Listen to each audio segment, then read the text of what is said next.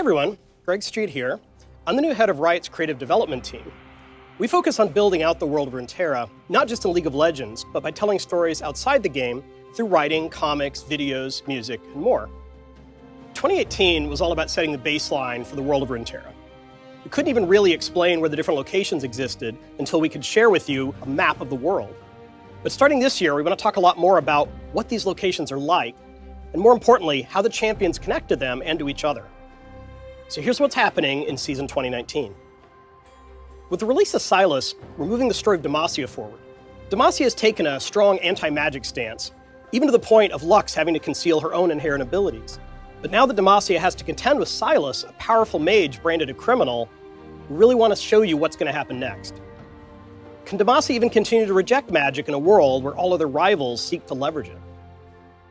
As a change of pace from a potentially dark story in Demacia, we'll also be looking into Bandle City this year.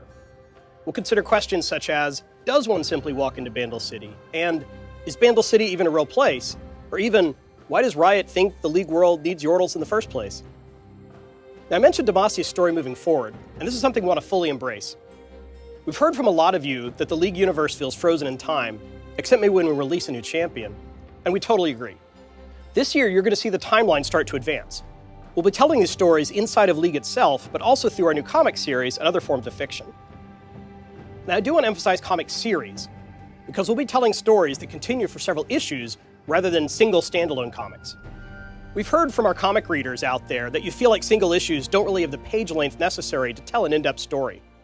And so going forward, our plan for the future is always multiple story arcs. We want to release at least one Marvel comic every month, and you've hopefully already seen this with the first two issues of Ash Warmother. Later this year, we'll be exploring the relationships between Lux and Garen through a 5-issue Lux series, followed in the tail end of the year with a series that follows Zed as he hunts down one of Ionia's deadliest assassins. We're also excited to announce that one of the main goals of this year is to release both physical and digital books. We'll be starting with a novella focused on Demacia, and we'll continue to create new content throughout 2019 that we're really excited to share with you. We'd love to use this type of writing to dive deep into the complex events and relationships between Runeterra and its champions. Finally, let's talk about alternative universes. In the past, Riot has focused most of our storytelling efforts on the core universe of League of Legends. However, as our alternative universes, things like Project, Star Guardian, and most recently KDA, have gotten bigger and deeper, we've heard a lot of demand from you all to flesh out and tell new stories in these worlds as well. Now, the core League universe will always be our primary focus, but it won't be our only focus, so look forward to stories set in the alt universes soon. So in Season 2019, you can look forward to more stories that shape Runeterra and progress its stories in a bunch of different forms of media.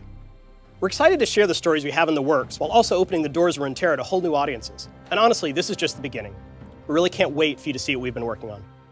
Thanks.